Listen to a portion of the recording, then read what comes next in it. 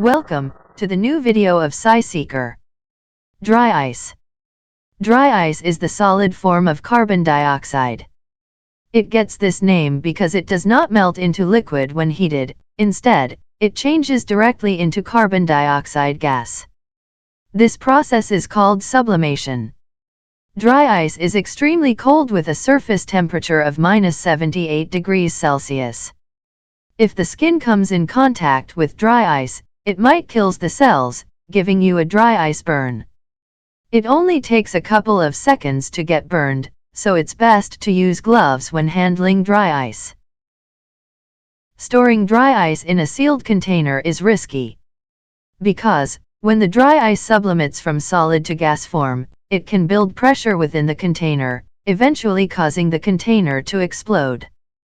Storing dry ice in a non-ventilated space is more dangerous. When it sublimates, the carbon dioxide can displace oxygen in the air, which can cause difficulty in breathing, loss of consciousness, and even death. Dry ice is used primarily as a cooling agent. Its advantages include lower temperature than that of water ice and not leaving any residue. Thanks for watching. See you later with a new topic on SciSeeker.